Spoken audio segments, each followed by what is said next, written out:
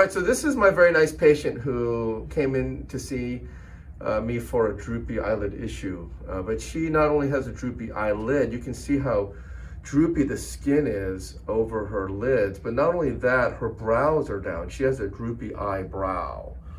And so that droopy eyebrow kind of compounds and magnifies the droopiness. So it makes her eyes look tired. And even sometimes it can make a patient kind of affect their appearance as far as making them look like they're kind of angry or just kind of, I don't know, not like a happy mood. But that's not what's going on. It's just because she's so droopy. So this is what she looked like before, and this is what she looks like now. I mean, it's a pretty dramatic change. And so you can see that skin is gone. Yes. But also the eyebrows are nice and high. And so you can't tell because she's still healing from the surgery, but she actually had something called a Browpexy, and you can see a little bit of here and here. It's still a little bit swollen, but it's an anchor point where we lift the lid. And you it's kind of like doing two surgeries at once. You use the same incision to remove the skin, that saggy skin that she had. And then through that incision, we tunnel up and anchor the brow to the bone, which is kind of a really nifty procedure. It helps bypass doing something like a major facelift or something like that.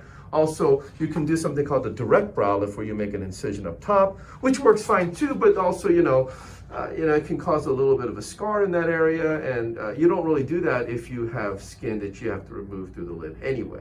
So because we knew we had to take off all that skin, the saggy skin, we decided to do that brow lift, and she just, anyway, I want to give her a chance to talk about it, not me talking so much.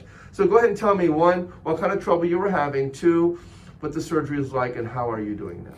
Well, as you can see in the before pictures, it was really droopy, and I didn't even realize that I had lost some of my peripheral. Right.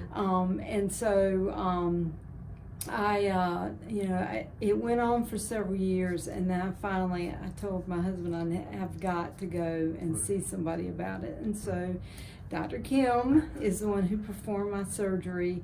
The surgery went great. I didn't have any issues. I mean, even after the surgery and I come home for about 2 days, I used a lot of ice packs, right, and keep the swelling down, and because you told me that it would be less bruising too, and it really did. I mean, it made a big difference. Right. And now, I mean,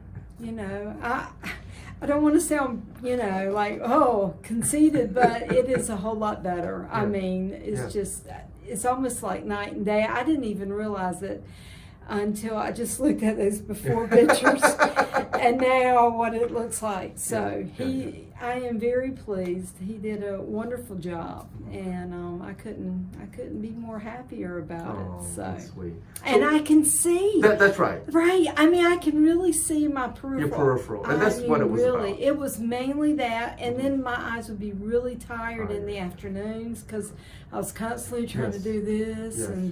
So it's great. That's great. You did a great job. Well, listen, you're sweet. I mean, as you said, all of those things, but more importantly, you ended with that, and that's true. It was affecting your vision, right?